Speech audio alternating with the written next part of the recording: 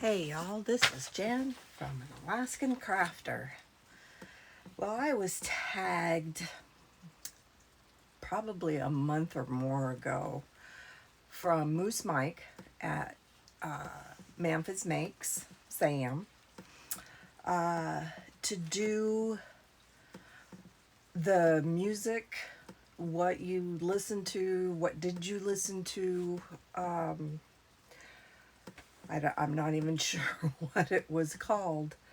Um, and last night, it dawned on me, oh, I haven't done that yet.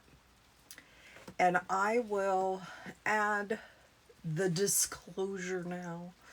Um, One, my sisters are older than I am. The closest one to me is 8 years older. And I know for some that's like, no, that's not that far. But with that being said, I listened or heard more because I didn't have the choice of what music to listen to at a little itty bitty age. So I listened to what they listened to. So at a young age, we listened to people like Aretha Franklin. Oh, now my mind just totally blanks, and I didn't write that part down. Go figure. A lot of the more mellow-ish songs from the 50s. I don't remember any of them listening to, like, not that, I was around them very much because, like I said, I was much younger. But anyway, so to start off with, yes, I was exposed to a lot of the 50 songs, even though I was born in the mid 60s. So, with that being said, I just want, oh, well, how could you? Because you weren't even born yet. Well, that's why. Older sisters, older songs. But let's start it off. In my childhood, I had my own little box record player. And it played both 45s and 33s. And I know a lot of the younger people are going, what? What is a 45 and a 33? No, they're not tire sizes. It was the size of the album. Anyhow, my first memories of that was I had children's record book on record, and my favorite one was Jungle Book. And I think, like any other kid in that time era, Blue was my favorite. The voice, because it was a book, we didn't see the cartoon, but the voice, I just knew he was a happy bear, and he sang a good song, and so there we go. The very first radio I got was a little transistor radio. And when I mean little, it was like yay wide and maybe yay tall. And of course, it ran by batteries. And at that time, batteries died in 10 minutes. But my favorite radio station was KFRC, and my favorite DJ from that was Dr. Donald D. Rose. He was he was pretty funny. He was even to a level of a child, I could laugh. Looking back now, there were a few, not a lot, because remember in that time era, the innuendos, they were there, but they weren't as prominent as they are now. So, some of these are going to be like totally mixed up. I tried to stay within the decade, but once I started looking at some of the music that I listened to, I was pinging all over the place. The list I'm going to tell you about is not even a drop in the bucket of what I listen to and who I listen to. Like Moose Mike, music for me was a getaway. I could get into the song. I could, I, music was just my life. That, a lot of people say that. But it took me to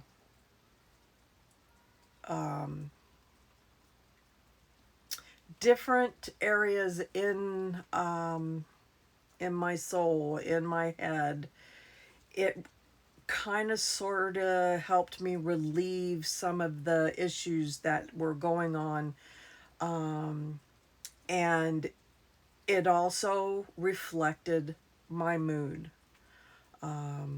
Now, I can't say that, I listened to music when I was angry all the time. No, I did. Anyway, I think you guys get the point. So, this list, again, it's all over the place, but let's get started. In the 60s, I liked Roy Orbison, Crying, Sonny and Cher, I Got You Babe. That definitely, anyway. Steppenwolf, Born to Be Wild, Johnny Cash, Ring of Fire, and Glenn Campbell, Wichita Lineman. My music was, like I said, all over the place even then. I listened to country, I listened to rock, I listened to hard rock, and even what was termed acid rock. There was headbangers, there was the hair bands, just it's easier for me to tell you what I didn't listen to. I didn't listen to classical. There wasn't rap back then. I did listen to like big band because that's what my mom liked. The Glenn Miller Band. I think that was my mother's favorite. They did not listen to a lot of music when I was growing up. They listened to the talk news, radio, what's going on in the world. So, yeah. My dad would, the very first time this happened, it shocked me to no end. I don't even know where the guitar came from, but he picked up the guitar and he started strumming, and he was strumming a tune. I mean, it was, I think he missed his calling. He could have written music, or he could have, yeah, I mean, he was really good.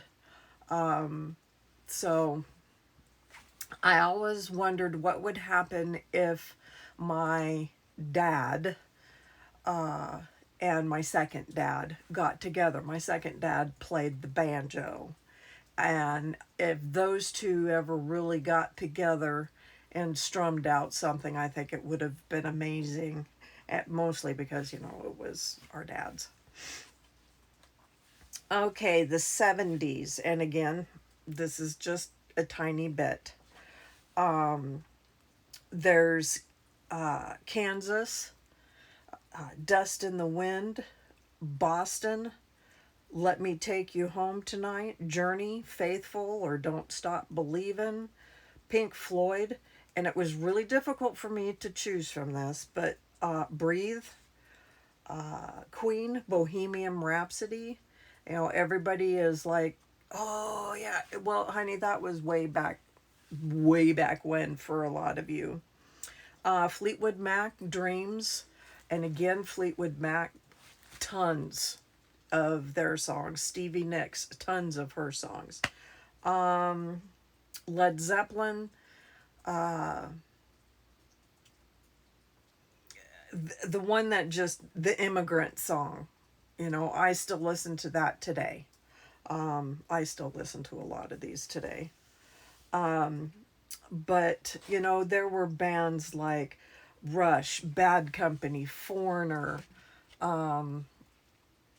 just, you know, trying to think, what did I listen to in junior high? Well, that's going back kind of a ways. But there were, I mean, we listened to AC/DC. My brain, it just wants to explode. So we'll go into the 80s. Well, let's see, there was Toto, Africa, Bon Jovi, Wanted Dead or Alive, Van Halen, 5150. I think. I'm pretty sure that was the 80s. Van Halen, both with David Lee Roth and Sammy Hagar, listened, you know, to both of them. Let's see, AC/DC, Given a Bone. I thought I had some 90s on here. Oh, Alice in Chains, Rooster or Man in the Box, Cher, If I Could Turn Back Time. There was a lot of, because I was taking, well, that would have been in the 2000s. I was taking my daughter back and forth to school. She had a boundary exemption, and I cannot tell you who the artists are because I have no idea, but I would let her listen to her tunes. So naturally, listening to them 5 days a week, coming and going, I got to know the songs. We would, I was one of those moms. I was bad. The sound system in my rig at the time was bombing. I mean, it was stock. There was nothing about it that was put in there to have a booming whatever. But we turned a few heads, and I'm pretty sure some of those heads were going, "Oh my gosh, don't you think you're a little too old to be doing this?" Yeah, yeah, probably. But what can I say? We listened to bands like Kiss. That was almost forbidden in my house because my sister said KISS was an acronym for something. And my mom was like, oh, well, we can't have that here. And I guess I was able to say, Mom, listen to the music. You'll see it has nothing to do with Satan. Just because they look this way doesn't mean that they're not, you know, that they're Satan worshipers. So, yeah. Listen to Pat Benatar, Love is a Battlefield. I think at one time I had, I don't know. I don't know if it was a greatest hits or what I used to do is I used to buy the records and I would record them on to a cassette tape. And yes, as a kid, I was one of those that sat next to the radio waiting for a particular song to come on and then hit record and hope that the DJ wasn't going to talk over it. Then I got my own stereo. It did, technology came into, you could record your records to your cassette tapes, yada, yada, yada. I did that. And I had a record collection, huge. Any money that I got for gifts, any money that I earned, even when I got my first job, a lot of it went to LPs. So, I also, like I said, listened to country. Growing up, just to go back, my folks are from Missouri and Oklahoma. So there was a lot of country music played. My mom was not a big country music fan. My dad, on the other hand, yes, he was. He, when they retired and they moved from the town I grew up in to a smaller kind of farm town, I believe it was Diamond Rio, he bought all of their cassette tapes. And my mom was like, really? Another one? So, but there were, Hank Williams Jr., Willie Nelson. Who else do I have on here? Chris Ledoux, Mel Tillis, Johnny Cash, Mac Davis, Glenn Campbell, Charlie Daniels, Garth Brooks, old Garth Brooks, Leonard Skinnard. The one that connects Jeff and I is Clint Black with his wife, Lisa Hartman. And the song is When I Say I Do and You Still Get to Me. Though there are many songs that I can turn around and say, oh, well, that just speaks so much of Jeff and I. But When I Said I Do is definitely, I don't know, it just speaks to both of us. Digressing, when that had to have been in the 70s after church, the boy I was dating and my best friend at the time after church, we would walk down the street to the roller rink and we would go roller skating every Sunday, just about every Sunday. And so the disco music, the dance music was big at the roller rink. Obviously, you want something that you can kind of groove and move and, get your feet a shaking. I guess in that case, rolling. Casey and the Sunshine Band. Yeah, my mind just, again, it's like total blank.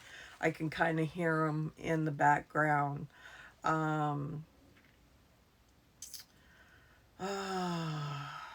Wild Cherry. Of course, that wasn't disco, but oh my goodness, Diana Summers. Just, there's so many that I can pull out of my brain. But again, music was just played a huge part in my life. It took me on an adventure that took me away from the violence. Just, growing up in an inner city, it was nice having something to get away from, and to kind of go into my own little,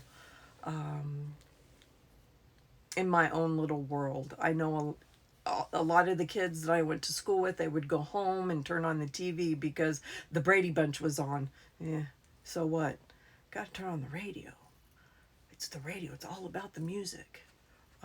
It wasn't turn your TV off and get your homework done. It was, okay, it's time to turn the radio off and start your homework. I can do my homework with the radio on. No, not happening. So, anyway, that is just a really short, it's not exactly like what Sam and Mike did, but I was really starting to feel guilty for not getting something up, since Mike, who means the world to me, my moose Mike. No, actually, that was a name from Lala. Anyhow, we have a lot of things, even though there's like ancient years apart. We have a lot of things in common. So, anyway, I could go on because all these bands are starting to pop up into my head of, well, what about this? Oh, Alabama. Yeah, there was Alabama. The Yes, yeah, I had it, and it went something Sawyer band. Anyhow, Stray Cats. Loved Stray Cats. Anyway, okay, y'all, I'm gonna go ahead and finish this. If you've stayed to this point, thank you very much. I know this is not yarn content, but I will be back to show some of my whips. I don't have any finished objects. Oh, shock surprise. So anyhow, I will talk to y'all later. Please have a safe and happy day. We'll talk to you soon. Bye-bye now. Okay, this is horrible because I'm holding it with my hand, but I had to add a couple of extras. The Who, the Rolling Stones, and there was a man who put together all kinds of really goofy songs, and his name was Dr. Demento. So, yeah, I think we can call that good. Anyhow, I'll talk to y'all later. Bye now.